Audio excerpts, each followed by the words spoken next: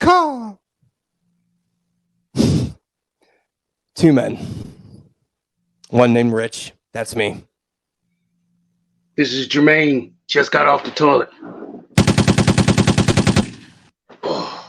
He's a foul man. This is the X's and O's of life. Huh?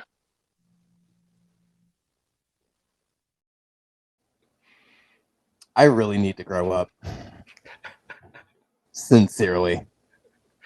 Because I know exactly what it's gonna be because I mean I recorded it, but every time I just watch it back, I'm just like, dude, you have children. What are you doing? All right, boys and girls. So this is another interview, and I got Steve has a lot of hair. He has a lot of hair. Steve needs a haircut. Or does he? Steve, I mean, I think you need more than one. There's the dad joke. Starting strong. Okay. Yeah. So look, another pod match fella that I came across, and as everybody knows, you know, kind of how I pick and choose my folks that come on here. I take a look at the profile, you know, a quick rundown, and see. Okay, look, do they? I hate to say this, but I look at the picture first. I'm like, do you look interesting? I know it sounds bad, but I mean, if people don't like it, make your own damn podcast. Two, you know, I look at the profile and you know, I want to make sure, you know, the whole algorithm, how it's built, you put down interest and whatever and get it, yada, and you get random matches throughout the day and you kind of pick and choose. It's like podcast Twitter or not Twitter. God damn it. Dating. Yeah. I'm married, so I don't even know anymore. Tinder? Whatever. I guess. There it is. There it is. I knew it was like a T thing. So you get to kind of pick and choose who you want to go with. And this fella, you know, essentially from what I looked at, because I dig in, but I don't like really like spend a ton of time because I don't want to have all the answers before we talk. But you do like AI sports betting, which is bonkers. Like that feels like a fucking cheat code. Like sincerely, it feels like a cheat code, and I do dabble in the betting occasionally. And not anything like, you know, monumental from a financial standpoint, but just to, you know, keep things interesting, I guess. So, look, let's just kind of pass the ball. See what they did there? There you go. Pass the ball to you. Dad joke number 2. All right. And just kind of tell us what that is, what you do, who you are, you know, why you came up with it, and just entertain me, damn it. Yeah, perfect. So my name is Steve. I started kind of dabbling in sports betting back in 2021, and wasn't really playing a lot. Was just playing, you know, $5 here, $10 there, kind of entertaining, not a big deal. Had no idea how absolutely toxic and dangerous parlays are. So I was hammering parlays. I've got a whole blog on why those are idiotic, but was playing around a little bit, and you know, not really winning a lot, not really losing a lot. And about 6 months in, I was like, there's got to be people out there that are really good at picking these games, and they've got to, you know, sell them or give them out or whatever. So I started kind of looking, and I discovered this market called sports handicapping, which is essentially people who make predictions on games, and they handicap teams one against another, very similar to a golf handicap. And they say, I think this team's going to cover the spread this way for reason A, B, and C. So I started kind of diving into sports handicapping, and I was checking out just different firms and seeing, you know, who was good, who wasn't. And I found a firm that claimed to be like 70% against the spread. And I was like, holy smokes, if this is true, I can win a lot of money playing and using these guys as picks. So I bought into their entry level package, which was a couple $1,000s, and they started really performing well. So for 2 or 3, 4 weeks, the picks were good. They were winning like 65 to 68%, and I was like, holy smokes, this thing's legit. And then a couple weeks later, they were like, man, we've had a really good run. We're looking for this to continue. We've got a next tier package up, and it's like $60,000. And if you can get in, you'll get access for a whole year. The performance is even better than what you've just seen. And I was like, all right, I'm in. And so I bought their package. You've got to pay everything up front. And based on the previous month, I was like, man, this is looking good. And I was winning a lot. And so their package claims to win about 70% against the spread. And over a year in, they actually won about 50% or 51% against the spread. So it was essentially just like guessing. And all of their claims were not true. It was total BS. They had a hot run for a little while and used high pressure sales tactics to screw people like me who didn't know. First off, that's unrealistic. Like winning 70% against the spread over the long term is totally unrealistic because there's way too many variables with human behavior. But they freaking got me. So I'm, here I am. I'm out $65,000 or $70,000 that I've paid to these guys, plus what I had lost using their thing. And I was like, I got to get my stinking money back. And I know I can do this better than what they're doing because they're it's just not a good product. So my background is software development, and I've definitely played around with all kinds of different things in robotics and AI and all of that type of stuff. And so I was like, I bet I can stinking code an algorithm that's better than these guys and not only win my money back, but then if it's good enough, I could start selling that to other people. So I started coding this algorithm. I've been working on it for 3 years. And I was able to win enough to where I had 3 sports books actually blacklist me for winning too much. And they don't ban you, but they limit the amount you can wager. So that, it starts off, you can bet a couple $1,000s per game, and then it goes down to 1,000, and then it goes down to 500, and then 100, and then 10, and then 1. And so that's what I mean by blacklisting is, I'm only allowed to bet $1 per game at some of these books, which means that it's not even worth my time to pay attention to it. So I got to that point, and then I was like, man, if I'm starting to get blacklisted, there's a better there's a better proposition here, which is selling these picks to other people so that they could also take advantage of them. And so I started Leans AI with a couple of other people. And what we've done is we've branded our algorithm. It's called Remy, and Remy analyzes data on the major sports in the U.S. So football, hockey, basketball, and baseball, as well as college football, college basketball. Crunches data on every single game that gets played and has vast amounts of data that come in. And then Remy predicts a win probability on the likelihood of a team covering a line or spread or a game going over or under. So we have been in business now for about 16 months, and we are very different than the rest of the scamster sports handicapping market in the sense that our product is actually legit. And so we offer a 30-day free trial.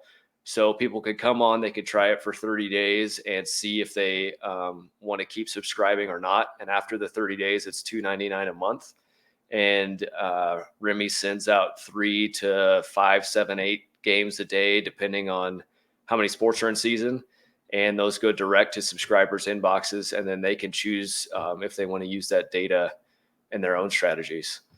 So long roundabout way to say it has been a stinking journey fraught with fraud and corruption and redemption to try to land back where I am today. Well, geez, man. Yeah, the first thing that kind of struck me was when they said there was a secondary tier that would give you more, and it's like, well, are they like screwing up bets on the lower tier? Like that's exactly where my head went. I'm like, so are there like more accurate bets on the second tier? Like that just would give me pause. But golly, dropping and that's it feels very predatory though, yeah. Like, No, for sure. hey, you're winning. We got you in this algorithm that essentially is based on, random picks, basically, and we're on a heater. So, whatever, you're going that route and you're winning. Well, how would you like to win more? Give me 60 grand. And in a gambler's, sphere, 60 grand may not be what it would be to, just the regular Tom, Dick, and Jane, so that's just like, well, that's like a 3-month kind of bender. So, okay, cool. Here, I'll give you the upfront money to get my return back because gamblers are stupid people. And you're chasing that dragon. That's what it is. Like, you're chasing that dragon. I do like how, I don't know which one it is. I think it's like DraftKings or whatever.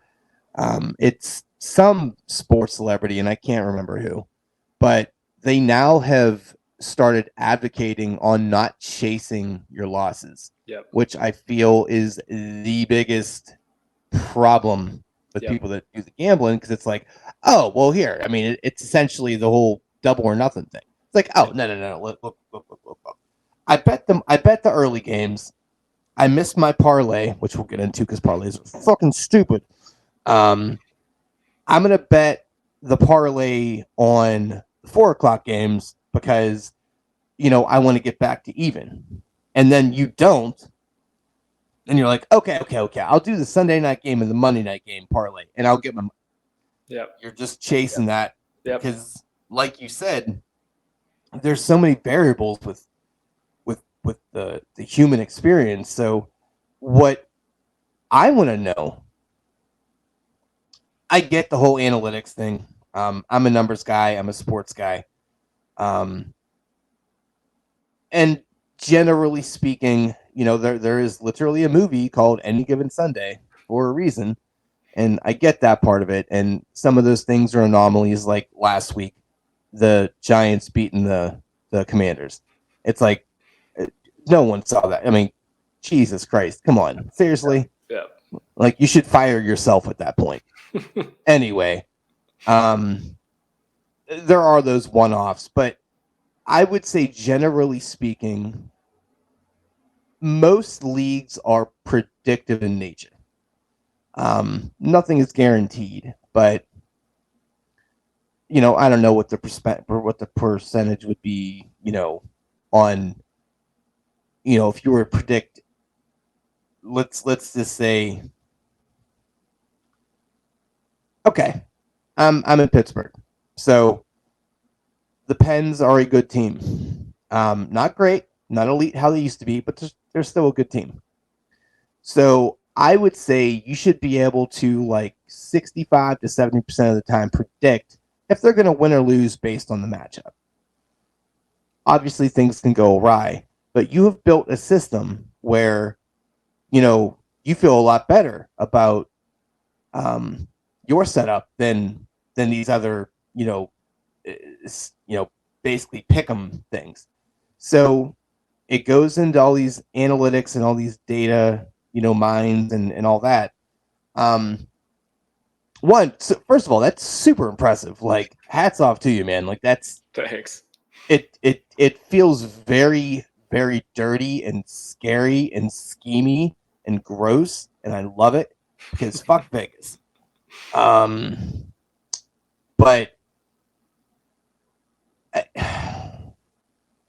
so you got your head beat in by the 60 grand people, and this almost feels like a revenge, like a totally. revenge arc.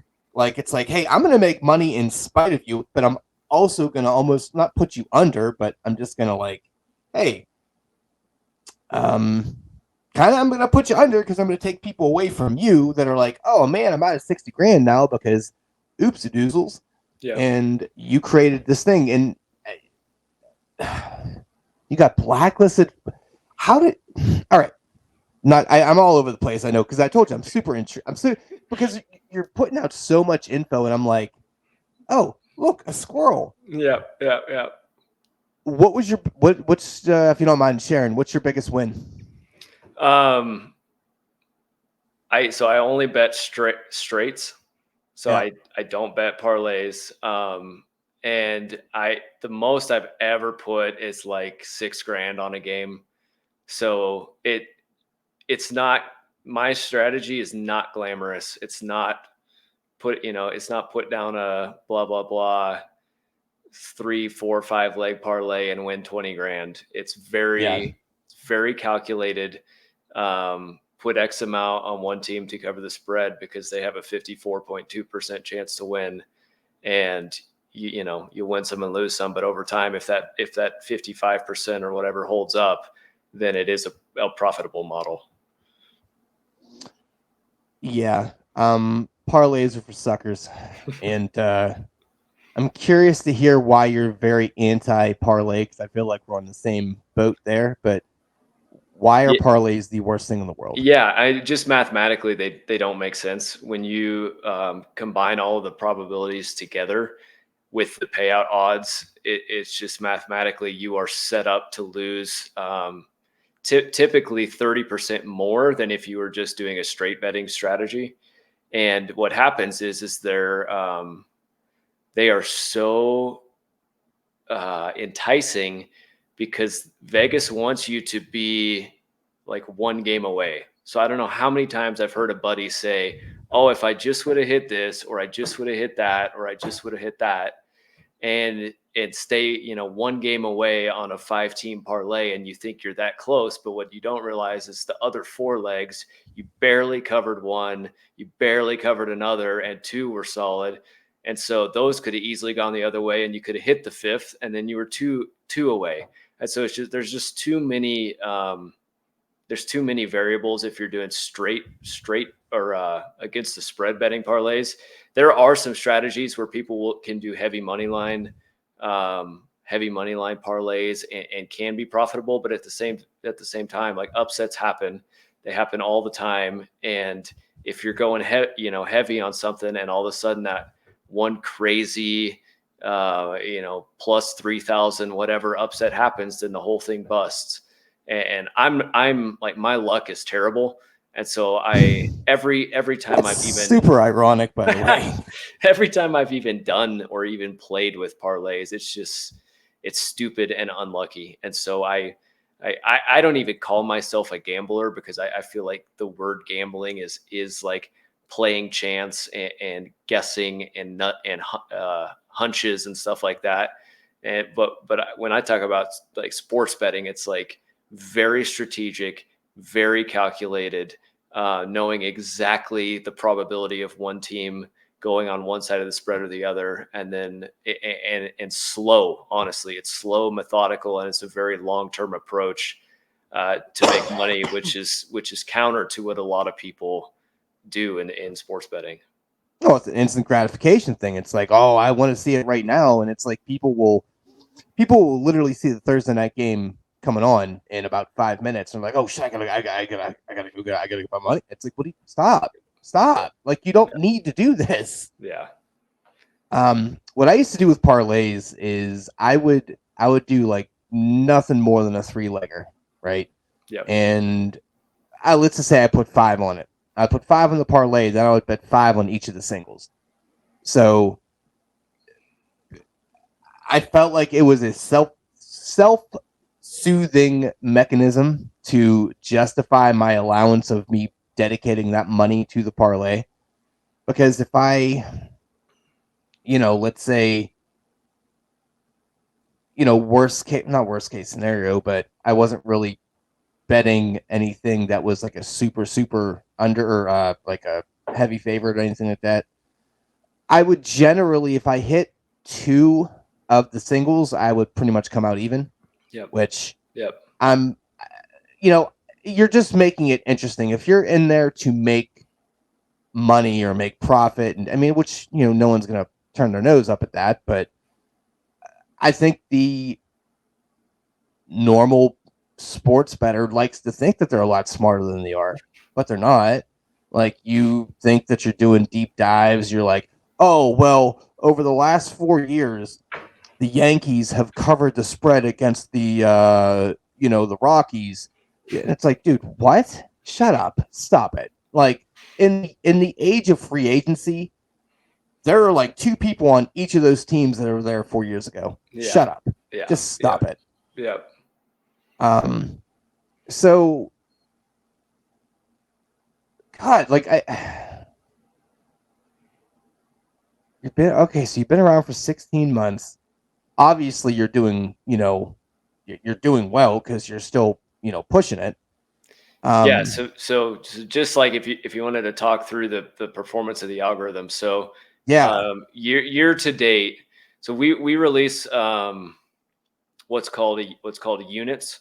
So a unit, we use a slightly different formula than a lot of people use. We use a formula that's based off of the Kelly criterion, and it's a mathematical formula that says 1 unit can be tied to 1% of bankroll. For a lot of people, that's too aggressive because sometimes we'll release 30 or 40 units a day, and so over like 10 to 12 picks. And so if you have 40% of your bankroll tied up in a single day, and you go on a really bad run, then it is super painful. So a lot of people will do like a quarter Kelly or a half Kelly or an eighth Kelly, which is just taking our units and dividing them by 2 or 4 or 8 type of thing. But assuming a one to one, so 1 unit is 1% of bankroll. Year to date, our algorithm is up 233 units, which means if I had $1,000 bankroll, I can't even do the math in my head. It would be $2,300 in profit on $1,000 bankroll. So, and that's after Vigorish or Juice. So that's after the books take their cut, because on a spread bet, it's never 2-to-1 payouts unless if the odds are shifted. It's normally like 1.91 or minus 110. And so I obviously can't guarantee that like the performance of the algorithm is going to continue, but all I could say is year to date, it's up 233 units, which is fantastic. Like and that's over, I want to say it's 1,600 picks now or 1,500 picks this year. So that's a large sample size. It's hovering around 55% against the spread, which some people might, say is not that great, but you technically have to be above 52.4%, or 52 point, I think it's 52.4% to make a profit and cover the juice that the books are taking. And so 55%, I'm thrilled with that. I think it's going to get better. One of the ways that we've designed the algorithm is using a method that's called recursive machine learning. And so it's constantly looking at the decisions it's making and feeding those back into itself. And so over time, it tends to really learn and get better. Like the first year basketball, it was about 52% against the spread. And last year it was over 60%. So it was like 61% against the spread in basketball. So it learned significant from 1 year to the next. Now, obviously there's a ceiling with that because there's too many variables. There's, a bad referee or a bad call, an injured player, somebody plays out of their mind. There's a ton of variables that can kind of shift, so you're not going to win them all. But the algorithm's designed to get better with time, and we'll see how that goes. One of the challenges that we've had is how quickly these leagues are changing. So like you look at baseball, for instance, and baseball, you go from kind of like a bland product 4 years ago to all of a sudden in extra innings, you have the California rule with the runner on second. And that definitely starts to change over under totals. when you add that into the mix. And then this year you add in the pitch clock.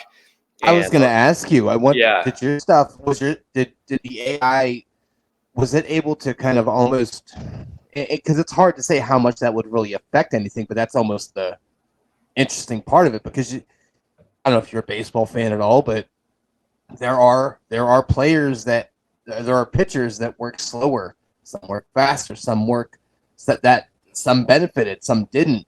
yep. So what I'm assuming that the machine learning was able to almost, accommodate that change. Yeah, I'm actually gonna. I'm just And gonna I don't go. even know how that would be a thing because I'm way too dumb to know that stuff. So yeah, what we saw was so April, Yeah. which is when it's the first time anybody's really seeing the pitch clock at this level. The Right. algorithm lost 64 units, that's the second most that we've lost in a month ever, which is a lot. And it was like struggling. It was trying to figure out because it's looking on historical trends and patterns. And so as soon as you add in something like the pitch clock, you add in pressure to every single at bat. You Yep. take your people who perform great under pressure and make them better, and you people who perform terrible under pressure and make them worse. You change the number of pickoff attempts to first. Yep. And so you have now stolen bases go way up, but some of that was factored into the line, so it actually had a little bit of a counter effect. Interesting. Okay. Yep. You take there was just all momentum, for instance, like momentum of a team. All of a sudden you can have these crazy momentous swings because if runs are coming, the next batter's up and rocking and rolling, and if a pitcher's in a funk, the next batter's Right. there They with the can't, next like, number of breathe, seconds. right? Yeah, they can't walk around for a minute and a half and throw to first 3 times and stop the momentum. So momentum swings. That's a great point. I didn't even think of that. Yep. That's a wow. Okay. Yeah, it's so so you're adding, just with the clock, you're adding in like 4 or 5 totally crazy things that the algorithm hadn't seen before. And so I'm just looking up at the stats. So April was down 64 units. May it recovered, so it was up 58. June was up 24. July, something went crazy. I think it with just trade deadline and All-Star break, and Yeah. I don't know fully what happened. And sometimes you get a run of bad breaks, but it was down 70 Right. units. August was up 49, and September was up 52. So over the course of the baseball season, it was still up like 60 units, but Right. it was really volatile. So I think it's going to do better next year now that it's seen the pitch clock and it's seen Baseball the way that it sucks affects. to bet. Baseball Yeah, is well, miserable to bet. yeah, totally. But it's crazy how you change one little thing and it has this. And so the same thing we're seeing right now with the in-season tournament is the previous Novembers have one sort of analytical trend and how the teams play together and on and on and on. And now you're throwing in a game Tuesday and Friday of certain teams that actually have meaning and actually matter. And so you don't have these 50-point blowouts like you had in previous. You actually have competition and you actually have defense because it matters. And so that's changing it. So that's half of the battle, is trying to keep up with how frequent these sports are changing. I don't know how your algorithm works for college football, but that's its own separate shit show. That's just an absolute joke of a sport, to be honest with you. Yeah, it's actually it's really good at college football. So really, yeah, it's fascinating. So it's 56.5% against the spread over the last 200 picks, and it's up 109 units over the last 200 picks.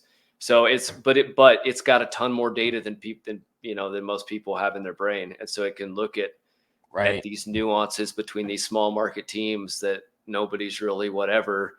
A lot of the college football games are smaller market games, and it's a game that's not even on anybody's radar. It'll pick up and it'll be like, yeah, there's a 55.4% chance that this team's going to cover the spread for whatever reason.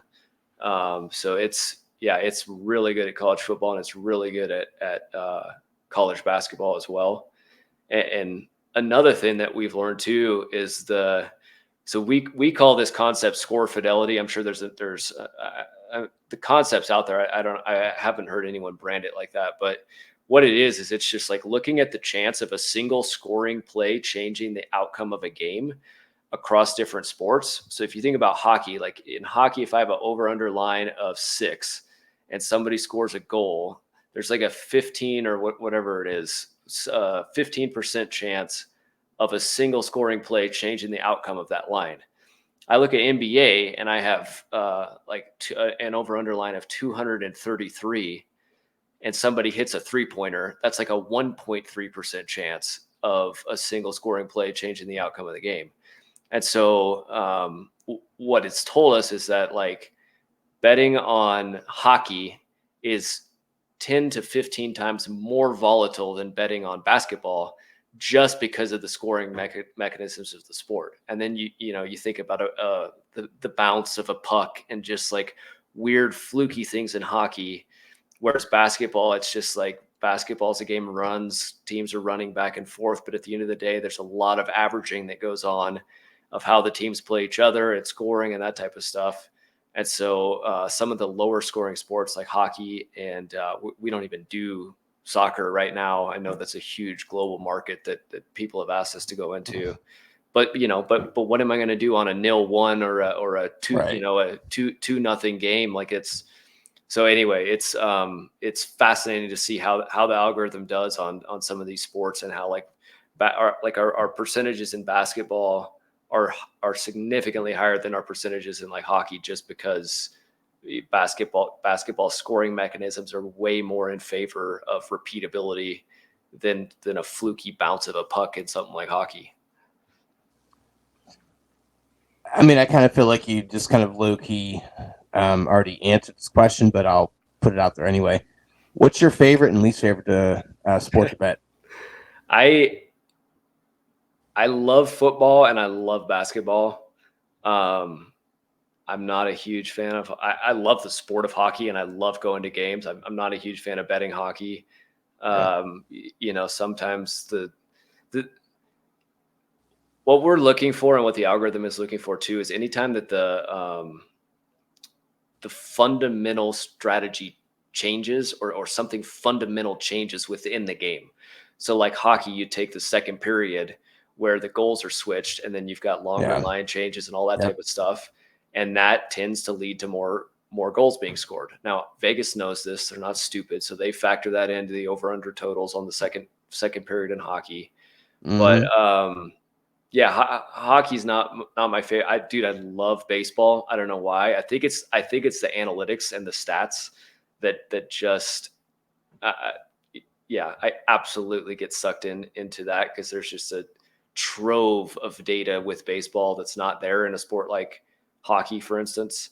But basketball seems to be the most profitable just because it's so stinking repeatable. I mean, someone in Vegas will set a line at like a team to win by 9, and it's unbelievable how many times that the team wins by 9.5 or 8.5 or 7.5.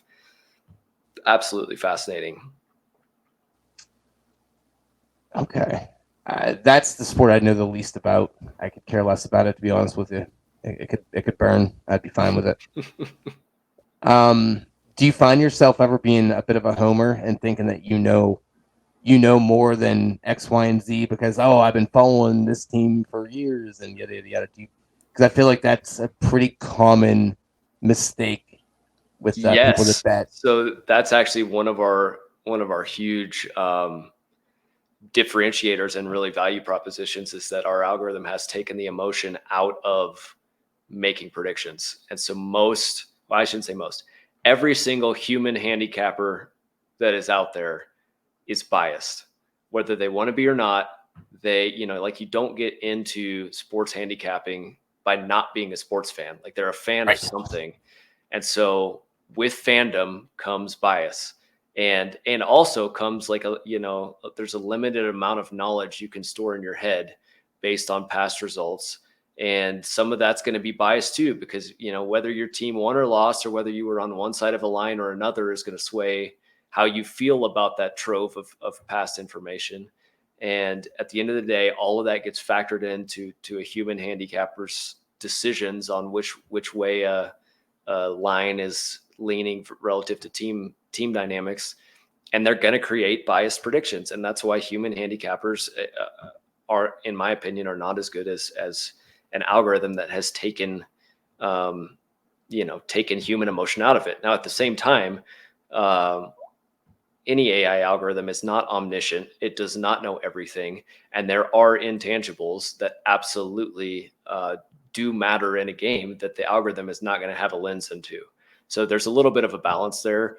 But from what we've seen, the bias of human handicappers tends to be far worse than the lack of omniscience in the AI space. And it's fascinating. In some sport, football, for instance, you'll have some injury happen to some player, and everyone freaks out, and the line moves 4 points. Obviously, it's got to be a big player for it to do that, like a quarterback. But the team dynamics might not represent that. They might say the line's moving 10 points, and they might say the line is moving 1 point. But people's emotions are pulling that line one way or another. And so our algorithm is just saying, okay, how much does that player really affect the whole equation? Because there's 21 other guys on the field who also matter. And then if humans have pulled that line 5 points by their emotional betting, and our algorithm says, well, that only should have been pulled 2 points. Well, now I have a 3-point lean on one side of that line that's created a significant advantage. And so I think taking emotion out of it has created something that's far more repeatable than not. Yeah, I mean, I would always avoid the home team just because it's like, you know what? I don't care how much you watch. I mean, yes, obviously, if you're an avid fan, you're watching quote unquote film, then yeah, you may have a bit of a better insight on, the betting strategy than someone that every week just goes down their weekly kind of schedule and saying, hey, yeah, this line looks good. They're home. They're favorites. This team's on a skid. They're on a heater, whatever. Okay, fine. But you're absolutely right. Everyone thinks they're smarter than they actually are. And at the end of the game, or end of the day, you have to play the game. Like, that's simple as that. Yep. So it's kind of, I think what you have going on is really cool and really, really intelligent, and it still feels super dirty because it's like I'm beating the system, but I have my little robot mafia doing it. I mean, yeah, I'm cool with it. What are your feelings on prop bets? We've stayed away from them, and the reason why is because talk about volatile. Yes. So when I have a game of basketball, there's 10 players. When I have football, there's 22 on the field. When I have a prop bet, there's one, and one can have a bad game or one can have a really good game. And there's certainly some value there. There's some people that have done well, but more often than not, like basketball, for instance, if I have one guy having a bad game, coach is sitting him and somebody else is coming in to get his shot who might not normally get a shot. And maybe he plays lights out, or maybe he doesn't. But at the end of the day, it's going to average out better with the other 4 guys around than that single person riding or, winning or losing based on that person's shoulders. And so a lot of what we do is just averaging team dynamics and how players perform together with one another. And at the end of the day, it's like the average of the team is far more repeatable than the average of a single player. And anyone who's played fantasy football knows that. I mean, one week you'll have a baller week. I run my own league. Yeah. Next week there's just junk, and it's. Yeah. But at the end of the day, it depends on the scoring. But a lot of times your fantasy football team is scoring 120, 130, 140, blah, blah, blah, blah. And so that tends to average out better team scores. But when if you had to bet on one player doing well or doing bad, for me it's just too much volatility. Well, I mean, look, the logic checks out. I mean, you think about it. I mean, and I get it. It's a team sport, and there are individual things that can come into play. But just a game of numbers, it makes more sense to bet the over, which is relying upon the 22 players on the team or on the field, than betting a prop where, if it's a running back, yes, you are reliant on the offensive line. Yes, you're reliant on the defensive line and the safeties and the cornerbacks and the linebackers and all that stuff. But generally speaking, you are reliant on that person's singular talent. Yep. So the odds, I feel, would be much more in your favor. Maybe even not the over necessarily, but maybe the over on that team if you're not comfortable with the collective over. But yeah, that makes sense. And I think a lot of people, what they do prop bets in parlays too.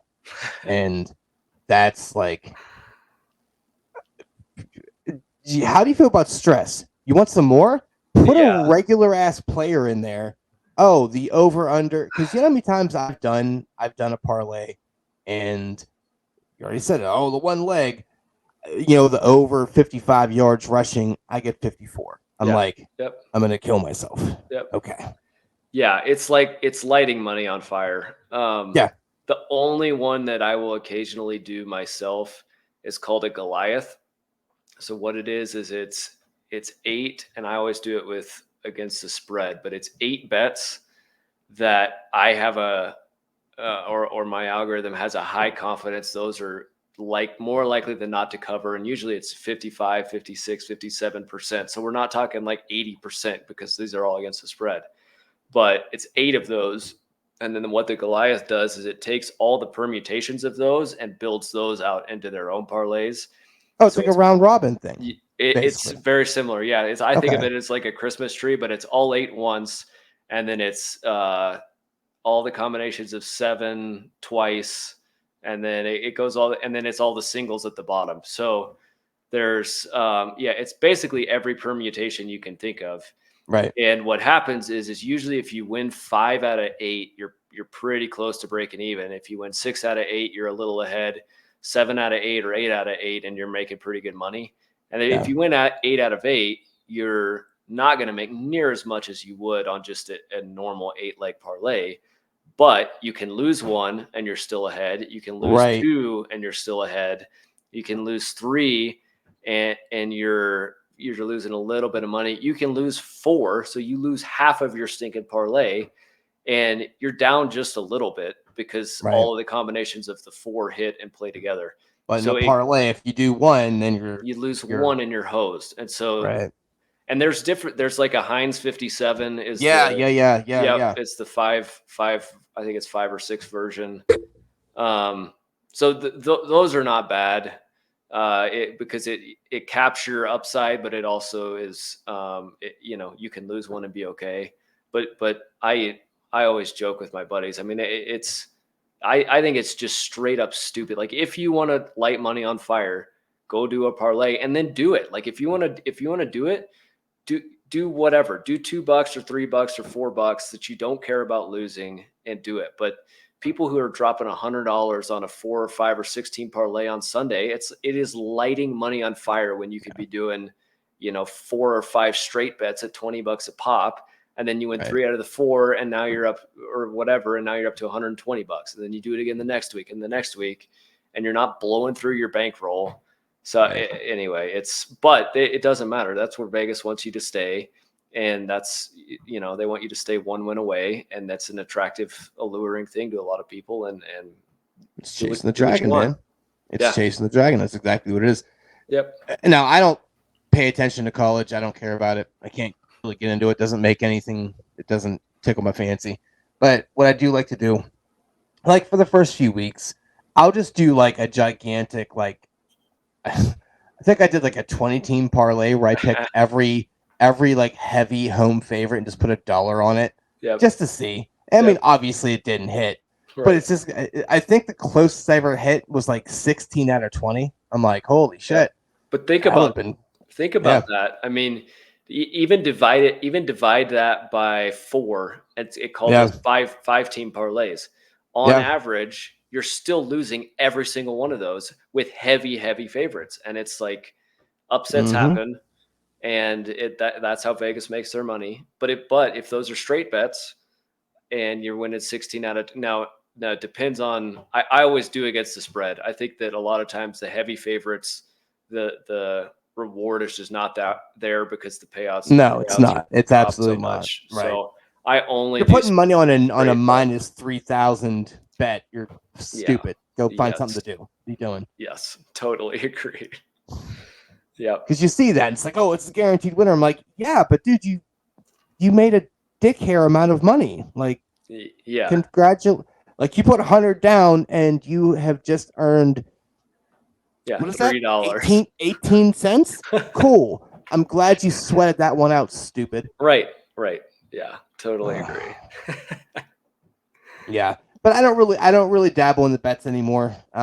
Mostly just because it's not as fun for me. It's not. I don't know. I don't have the time to invest in looking at it. I don't care about that stuff. But in I mean, ironically enough, like not on purpose, but sort of just kind of on purpose here. Like I pretty much just advocated for you. Like what you have, it sounds like what you are offering, essentially is this is sports books for dummies. We do the work for you, and we're going to give you, based on analytics and this, that, and the other, good picks. Are they all going to win? No, because you know what? That's not how this works. Yep. But it's called gambling. It's not. I don't. Yeah, for sure. And at the end of the day, it's like one of the I just realized that this in the last 2 weeks, which is it's like so cool. So most of the probabilities that we release are between 54 and 57% for one team to cover a line or spread. So not crazy, but they're rooted in truth based on what the algorithm is coming up with. Our win percentage over the last 1,500 picks is like hovering right around 55%. So it's like almost exactly the probabilities that we're releasing. And so if we were releasing these 58, 62, 64, whatever percent probabilities, and then we're winning 53%, there's a problem. But when the probabilities we're releasing averaged out over 1,600 picks are exactly how we're performing, then the probabilities it's coming up with are pretty close to real game analytics. And so that's been really, really encouraging. And yeah, it's just like our entire value proposition is here's the website, check it out, try 30 days for free. If you like it, awesome, come on board. If not, fine. And no high pressure sales tactics, none of that stuff. Just here's what the algorithm is. Take it or leave it, and see if you want to combine it into your own strategies. And to kind of put a little pin in that idea, then we'll get to your plugs and how to grow your hair to look like Jesus over there. I think the standard, not maybe the standard. I think that the general person will hear 55% of the time, dude, that's not great. Okay, here's the thing. Think about how many times the regular sports bettor goes in and bets a sport and how often they're losing. I feel like generally it's like 70% of the time you're losing your ass.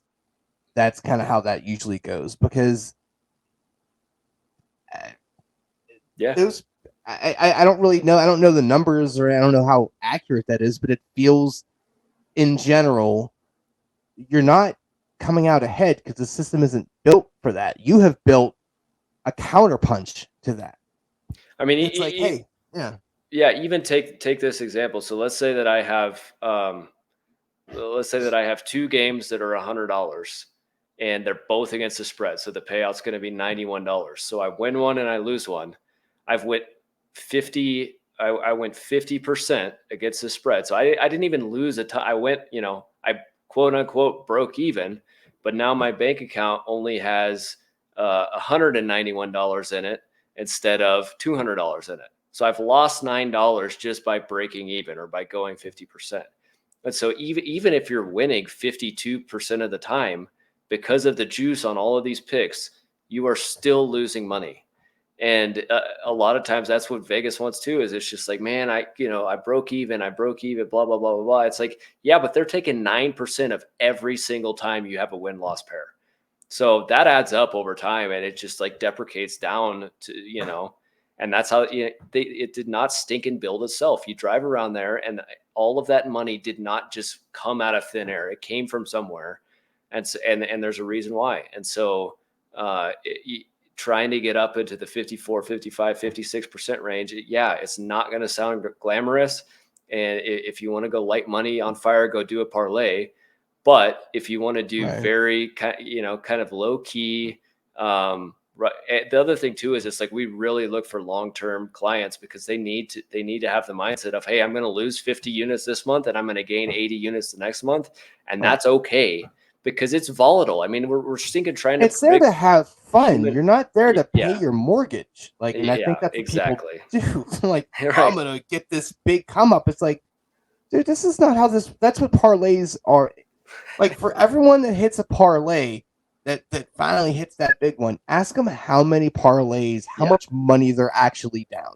Yeah, how many did they lose to get there? But no one talks about their losses, right? So all you hear is, in these little groups, guys popping off about, I won this, I won that. They're all down. They're all stinking down, especially if they mention the word parlay. They're all down in the long run. So. Well, I think you're doing a real cool thing, man. I think because it feels like, I know I've been busting your balls like, oh, it sounds dirty and schemy. And it's mostly just because it's like, okay, a robot is doing this work for you, which is awesome. And it's more just kind of busting your chops about it. Like, I think it's actually a really, really cool thing because thank you. Sports betting is fun. Like, it is fun. It's enjoyable. Yep. And look, I hate to say it this way because, I mean, a business is a business, though. But if you're willing to invest the money in betting on sports on the chance that your dumbass is going to somehow know what's right or wrong and what's going to happen compared to someone that actually built a system, okay, cool. Go do that. Have fun with that, stupid. You're going to keep coming out 70-30 on the L side of it. Yep. But, if you're willing to invest that money weekly or daily, it makes more sense to invest the money into you, where it's like, no, we actually have something that's you, instead of the 70-30 loss thing, you're like 45 to 55 loss, which feels a lot better than where you're at on your hungover Sunday. I swear to Christ, the Dolphins need to cover. It's like, stop it. Yeah. I mean, the other thing we've seen too is that, we can't recommend how people use our data. They can take the data and they can do whatever they want with it. We actually have a fair amount of people in pick'em leagues who are just looking at what's coming out on a Sunday to try to see how to fill out their pick'em leagues. But I mean, they're paying you. It makes sense. It's right. But one of the things we've seen too is it's just like, even if our algorithm, quote unquote, is breaking even from a units perspective, a lot of our clients are losing lots of, like, thousands and thousands of dollars a month in just their normal habits. So they could give us 300 for this data, and the 2 out of the last 10 months we've lost units. The other 8 we've made positive net units. So like I said, it's 233 units. That's 80-20 compared to your 70-30 loss record that you're doing on your hungover Sunday. Exactly. So and if you are a sports bettor, numbers are your life. So if you can't see the numbers there, then you should maybe just stop doing that. Yeah. Yeah, I agree. God damn, you're interesting. Oh man. This was real cool, man. I'm real stoked that I reached out to you because I didn't know what I was getting into. I'm like, this dude could be a super nerd, and I can be like super bored with the whole thing, and like, well, whatever. Then I saw you, and I'm like, fuck. Yes. No, I was like, oh, okay, all right, cool. He seems normal. Sounds good. let's get into this. I'm like, oh, okay. He's just like a normal dude that Yeah. got a big brain that's like, hey, I'm gonna rattle the system because they tried to like bend me over. So Yeah. hold my beer. Yes. So that's Precisely. super cool, man. And I like I Thank you. love like the revenge narrative because Yeah. I'm a vindictive person. So I'm like, yes, give me more. Yeah. I mean, at some point, it's like if you're gonna screw me over, I'm gonna do what I can to get back. Amen, I'm not gonna go below the belt, but I'm the type of guy that's got enough drive to where it's like I'm not gonna let that affect my family. And so it's been a long stinking road, and Yeah. to land where I'm at here. But it's kind of been worth it because it's that extra fuel. Yeah, and you see that in a lot of athletes too. Like a lot of Yeah. athletes are where they The are because revenge they had game a narrative. terrible childhood or no father figures or whatever. Yeah. And it was the extra fuel they needed to get where they are. Well, even with that too, you think about like, the revenge game narrative, that happens. It's like, Yeah. you guys cut me. Now I got a chip Yes. on my shoulder. There you go. Yep. I will see your ass week 7. Yep. Trust and believe you're getting Yeah. truck stick. Let's Yeah. go. There you go. That if you want to bet player props, that's your strategy. It's the revenge strategy. That's Yeah, that I mean, one, there are really like like you remember? Oh God, what was his name? The Indianapolis wide receiver. Oh Christ, what is this? Oh, T.Y. Hilton. T.Y. Hilton. Now it had nothing to do with revenge game, but every time they played Houston, holy shit, this guy went for like 15 for like 230 and like 7 tutties. I'm like, what are you doing? It was like an every week thing, or not, I mean, an every year thing with him. Yep. But I think people, yeah. God damn it, this is interesting. All right. Well, look, man. I appreciate your time, sincerely. This was definitely one of the more interesting ones that I got to, because I mean, I'm a big sports fan and I've dabbled in the betting, and I just thought building something like that has to be illegal somehow. So like I need to know what you're doing, because that, how can you beat that? Like they're doing the work for you. You pay them a monthly fee, and they're like, hey, we're gonna do this, so you're gonna bet anyway. So why don't we just give you something that makes more sense than your dumbass picks? Yeah, have some good data in your pocket as opposed to your own biased data. Right. Yeah. All right, man. Well, look, let's get your plugs in here. Where can we find you? Where can we buy your stuff? Like, for where sure. can we smell your hair? Right. The website is leans.ai. On the homepage, we've got all of the metrics on, we call it Remy's scorecard. You can see exactly how the algorithms performed. I did check it out, by the way. Okay, right on, cool. And that goes all the way back for a year and a half of data now. And on the website as well, there's just a subscribe now page. You could sign up for a free 30 days and check out the service. And if you like it, great. If you don't, great. No pressure. It's $2.99 a month after that initial 30 days. And we also have some yearly packages as well, but it's very much for it's not glamorous. It's kind of like low key, does well, and long-term minded clients tend to really like the service. Yeah, man, it's fun. It's fun project to work on for sure. And look, don't be a cheap piece of shit either, because you got a 30-day free trial. If you really like, if you are a sports bettor, you're probably dropping that in a weekend anyway. So 300 is really a drop in the bucket for, what the info you're putting out there. It's But yeah, look, I'm gonna get this up in the morning. No one's gonna listen to it in the morning, let's be honest. Unless they're like traveling to grandma's, but like, who knows? But to you, I want to say happy Thanksgiving, man. I appreciate your time. You too. Thank you. Keep kicking Vegas in the balls. I think we all appreciate that. Hats off to you for doing God's work over there. I appreciate it. But yeah, man, sincerely, you were definitely a real super interesting dude, man, and I really appreciate you coming on and talking about this. Cool. I don't normally like super advocate for things unless I actually am about it. Like I really actually may jump in and pay you some money. Hey, dude, or just do the free trial and see. And it's fun. It's a fun ride. So, but yeah, thanks for having me on. I really do appreciate it. Hey, no worries, buddy. Well, you take it easy. Thanks again, Cool. and happy Thanksgiving again. Be You safe as out there. well. Yep. See ya. All right, man.